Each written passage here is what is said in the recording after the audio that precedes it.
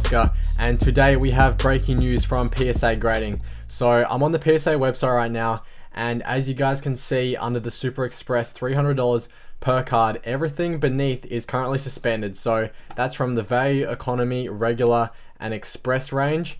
And basically what I'm going to do today is dive into this, break it down. We're going to go through this public release that PSA put out, their customer update for April of 2021. And then we're going to go through, we can look at alternatives as far as card grading services go, and then I'll get into some Q&A. I have some questions which I'm going to answer, and then I can interact with you. So I guess what we're going to do is start right here on this customer update. We'll go through it, and then we'll jump into the rest of it. But here we go. Just skipping ahead to this second paragraph right here. Basically what they've said is they've received more cards in 3 days during March than they did during the previous 3 months. So absolutely insane. And of course, this is despite that March 1st price increase where we saw prices on grading almost double. Absolutely insane. So what they've basically said is that, yeah, it's ingenuous for us to continue to accept submissions for cards.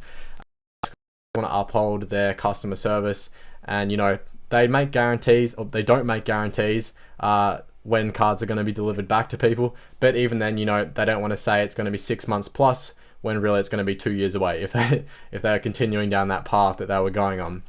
So as a result, here it says effective immediately, PSA temporarily suspending our value, regular, and express service levels. This will allow us to fully unbox and receive the recent surge of orders and focus on our most impacted service lines, which we just discussed. So what they've basically said next is that the goal is to have everything back by first. So these services are going to be out for 3 months, which is going to have a drastic impact on the card market, and we will get into all of that. And that's kind of the majority of what they've said here. Basically, yeah, just kind of explaining why, and then it's kind of just going over impact on members, and then kind of what they've been doing over the past few months to keep up with this new demand, saying that they've brought on more staff, increasing from 421 employees up to 783, and then also building up their facilities. So they have some new 58,000 square feet facility in California, and that's kind of the gist of it. So what I'm going to do right now is go through all the alternatives. I have a little Word document up that you guys can't see at the moment, which basically has a list of questions. So, you know, what do you do now if you still want to grade? What would this do to the price of PSA slabs in the market? The 2020-2021 Prism basketball release, obviously happening this week. How does it affect that? And then where does it go elsewhere in the hobby? So a few big questions to answer right there. I'm just going to go and check chat real quick. What's up, Hughie? Good to see you in here. Good to see a bunch of people joining. Mitch, I hope you had a good day. Thank you, appreciate that, man. Hope you had a good day too. Hope everyone who's watching right now is having a great day. Okay, sweet. So we've got a few people watching. All right, I'll just jump straight into it. So the first thing that I want to answer is what are you going to do if you still want to send cards into submission? I know me personally, I had a bunch of cards which I was looking forward to getting graded by PSA, and now I'm going to have to look for an alternative. That's provided I don't want to wait those 3 months until July 1st to receive an update from them on when they're going to reopen those services. So the first option, which is the most obvious one, is just to go to Beckett Grading. Obviously, they are currently the second largest grading service available, and they actually, at some times in the last decade or two, were the largest service available. But just coming and looking at their turnaround times, this is up to date. Here, I'll refresh for you guys so you can see that. So their economy submission is still 9+ months, standard 6+ months, and then they have the expensive premium and express, which is 10 to 15 plus business days. Now obviously this is kind of still in line with PSA. They've obviously still been inundated with submissions from people and have a large backup similar to PSA, but I guess their grading service is still open, so you're probably still going to a few months on top of what they say here. So maybe the 9+ months is actually a bit over a year. The 10 to 15 business days is definitely not 10 to 15. It's probably more like 2 to 3 months. So just an option to weigh up. But if you're looking to, I guess, resell and you want to hold the value of your cards when you send them in, Beckett is probably the first option that you look to. So obviously there's going to be other alternatives. So we have SGC here, and right here on their website they say 20 to 25 estimated business days turnaround, but they kind of don't give you an indication if that's accurate or not, and I'm assuming that's not accurate. because all these card services have definitely had problems over the last few months keeping up with demand. But there you go. And most of these services are kind of starting around the same price bracket there. I'll just double check what Beckett was at. If we come back here, we can see the options and prices. They have like a little Word document thingy. Oh, it's not going to let me do it unless I log in. That's okay. We'll just get past that. So yeah, $25 on SGC on that 3 to 4 week turnaround by the looks of things. Another one is CGC. This is interesting. You guys probably haven't heard of this one, but a lot of Pokemon stuff gets graded through here. A lot of Magic the Gathering. There you go. You may have seen some of these slabs go around. Quite popular for comic book grading and things like that. So if we just come back here to this pricing page, as you can see, they do start at 20 bucks, and they have a lot of different options. I'm not too sure why they specify like 51 days, 79 days, 62 days. So this kind of seems like maybe it's accurate because they're specifying down to the day and not really rounding it to like 50 days, 80 days, 60 days. So that's a kind of one, but I don't think the value is going to be there if you're sending in a card. You know, compared to a PSA 10, it's probably going to be maybe a high price or you know, a quarter of the price on the you know, secondary market. And then last but not least, hang on, let's get a Windows noise for that. Last but not least is a new kid on the block. That's HGA hybrid grading approach. These guys have a lot of hype around them in the community at the moment. Obviously, they're kind of changing things, doing things a lot differently to what we've seen. You guys can see right away here, these labels are color coordinated to the cards that get sent in. And if you follow them on Instagram, you'll be able to tell that those cards do look awesome, especially the custom ones they do. But basically, they have this big statement which says here, where 10 days means 10 days. So that's kind of their claim to fame. And if we scroll down to the pricing down here, you guys can see this little table.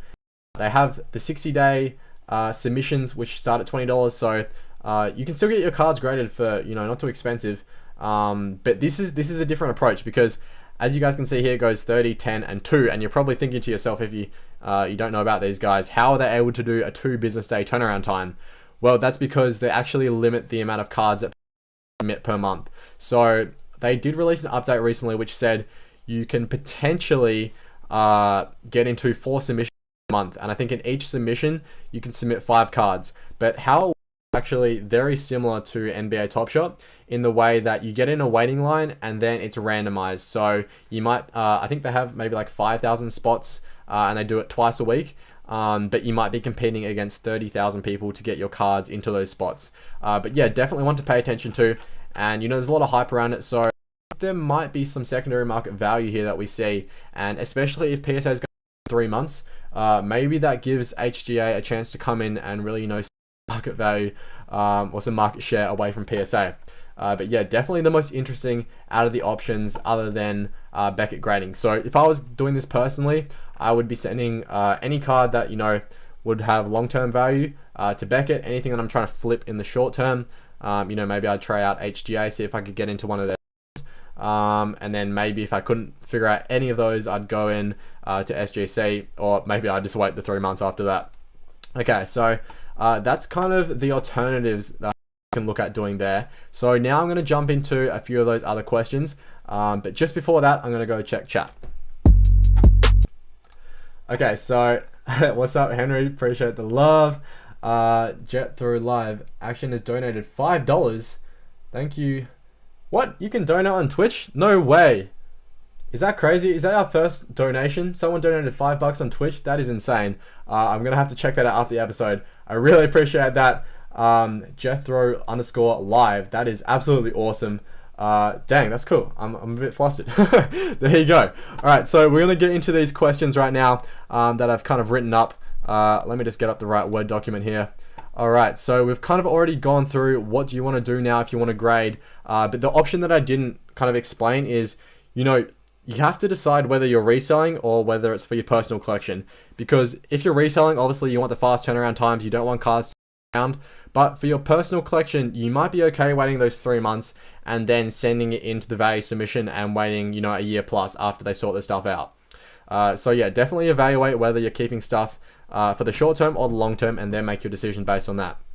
Okay, Obviously, logically, the next question is, what does this do to the price of PSA slabs? So this is definitely the big one, and it's kind of obvious. So it's just basic supply and demand. So obviously there's going to be a lot less supply of PSA slabs on the market over the next year, and the demand is at least going to stay the same. I don't see the demand shifting away from the hobby at all, especially coming into playoffs. So what we can expect to see is probably a price bump.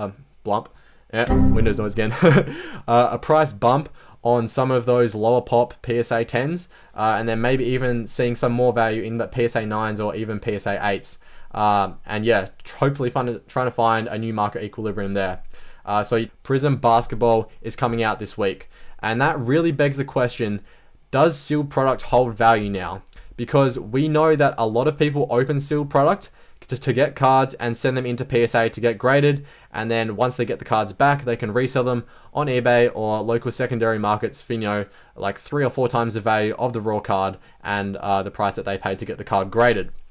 So what does this do? So if we think about it from like a logical perspective, people break sealed product, or they buy sealed product, one, to hold, so those guys are still going to hold the product, it's not really going to change that, but two, if you're a breaker, so you're buying the product and then opening it for other people, or you're just buying it yourself to open. So those two people are going to be submitting less, and if there's less interest in, you know, breaking and getting the raw cards, then the prices of these sealed boxes are probably not going to hold. And actually, it was kind of interesting to see that Dutch auction that went on, where the price of the 2021 Prism started at 4,500 USD, went down to 2,000, and now we're going to see a bunch of those boxes come onto the secondary market. So definitely, I'll keep an eye on those ones this week, and we'll see if they hold value or not.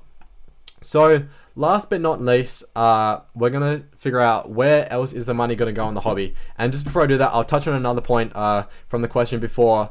Now, with 2020 and 2021 Prism Basketball being released this week, it was probably a large contributing factor to PSA's decision. Obviously, a lot of these cards are going to flood into the market. People are going to be buying up these boxes like crazy, and you already know that Panini is going to be leasing an absolute ton of these, and I do mean an absolute ton. We saw, you know, 2018, 2019 Prism, so many cards were sent into grading. I think it was the most ever for, you know, Zion and Luka. Absolutely crazy. Their pop reports on the PSA 10, I think for Zion on his base Prism is over 20k. We can double check that, but absolutely insane. So anyway, where does money go elsewhere in the hobby? If it's, but then also it could go into those grading substitutes. It could go into BGS, SGC, or HGA. But what I want to get into a little bit here is the more interesting options. So think alternative stores of value. Things like NBA Top Shot. Personally, like if I have $1,000 which I'm going to spend on grading, maybe I can't do that. Maybe I'm a collector and I'm happy to wait it out. I'm going to want to put my money somewhere in the meantime. I don't want to have my money sitting in a bank account and depreciating. So yeah, maybe one place I look is NBA Top Shot. Others could be comics, you know, could be different forms of sports cards, maybe music cards, you know, Jay-Z, his cards are going absolutely crazy at the moment if you've been paying attention to that. Actually, there's a bunch of Marvel cards. I saw there was a Thanos card that went for like over 10k, not 10k, over 1k, and then grading other things like toys through these other companies like CGC. Yeah, so quite interesting stuff. I'm going to check chat here real quick, and that's kind of just like my little recap on today. But yeah, if you're watching, yeah, let me know how you think, or not how you think, but let me know what your thoughts are on this situation. Obviously, very big news, probably the biggest news we've had in 2021 for collectors and for investors. And if anything does change, I'll of course keep you guys updated. But otherwise, that was, yeah, just a very quick overview of the situation and kind of the first thoughts and maybe some Q&A that you guys might have and that might be helpful.